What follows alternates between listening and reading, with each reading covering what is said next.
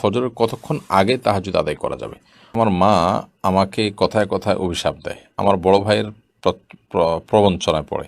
আমি সালাম দিলেও আমাকে গালি দেয়, অভিশাপ দেয়। আমি মানসিকভাবে ভেঙে পড়ছি, আমার করণীয় কি? দেখুন, সর্বোত্তম সর্বশ্রেষ্ঠ জিকির কোনটি? ইফ হাসান লিখেছেন, শ্বশুর কিছু দিতে চাইলে নেওয়া যাবে কিনা। একটা হলো যে সামান্য গিফট, খুব সামান্য যদি কোনো গিফট দেয় তাহলে সেক্ষেত্রে সেটা নেওয়া যেতে পারে।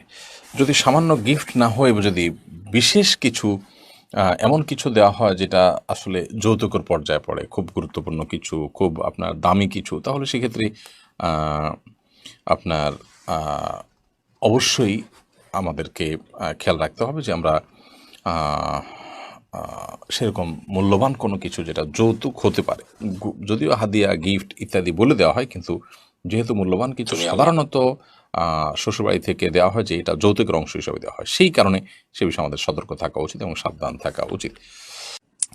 আতিক রহমান লিখেছেন, আমার মা আমাকে কথায় কথায় অভিশাপ দেয়। আমার বড় ভাইয়ের প্রবঞ্চনায় পড়ে। আমি সালাম দিলেও আমাকে গালি দেয়, অভিশাপ দেয়। আমি মানসিকভাবে ভেঙে পড়ছি, আমার করণীয় কি? দেখুন, মায়ের সাথে বিনয়ী থাকতে হবে এবং ভদ্রোচিত আচরণ করতে হবে, নরম থাকতে হবে।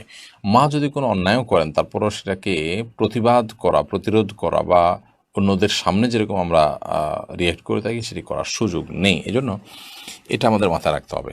মা যদি অন্যায়ভাবে আপনাকে অভিশাপ দেয়, কেউ তাকে ভুল বোঝায়, তাতে আপনার কোনো ক্ষতি হবে না। আল্লাহ সুবহানাহু ওয়া তাআলা কোরআন কারিমে পরিষ্কারভাবে জানিয়ে দিয়েছেন যে ওয়ালাউ আজ্জালুল্লাহু শাররা ইসতাআজালাহুম বিল খাইরি লাকুদিয়াল আমর। যদি মানুষকে আল্লাহ তাআলা ভালোটা চাইলে যেরকম সাথে সাথে দিয়ে দেন, কেউ যদি বদদোয়া দেয়, খারাপ কিছু আল্লাহর কাছে চায়, এটা যদি সাথে সাথে দিয়ে দেন তাহলে মানুষ শেষ হয়ে যেত। আল্লাহ চেষ্টা করেন না। যদি রাগের মাথায় দিয়ে থাকে অথবা অন্যদের প্ররোচিত হয়ে দিয়ে থাকে, ইনশাআল্লাহ সেই অভিশাপে আপনার কোনো ক্ষতি করবে না। রফিকুল ইসলাম আপনি লিখেছেন, সর্বশ্রেষ্ঠ জিকির কোনটি? সর্বোত্তম এবং সর্বশ্রেষ্ঠ জিকির হলো লা ইলাহা ইল্লাল্লাহ। যদিও কোনো কোনো রেওয়ায়েতে আসছে যে কোরআনে কারিমকে সর্বোত্তম জিকির বলা হয়েছে এবং আরও একাধিক বর্ণনাও রয়েছে। শেখ সারিয়া লিখেছেন, ফজরের কতক্ষণ আগে তাহাজ্জুদ আদায় করা যাবে? ফজরের ওয়াক্ত হওয়ার ঠিক আগ মুহূর্ত পর্যন্ত তাহাজ্জুদ আদায় করতে পারবেন, তবে সেটা যতটা সামনে আপনার আগে হবে, বিশেষ করে রাতের 1/3 ফজরের ফরজ নামাজের অন্তত 5-10 মিনিট আগে হতে পারলে ভালো হয়, কিন্তু ফজর নামাজের ওয়াক্ত হওয়ার ঠিক আগ মুহূর্ত পর্যন্ত আপনি সেটি পড়তে পারবেন।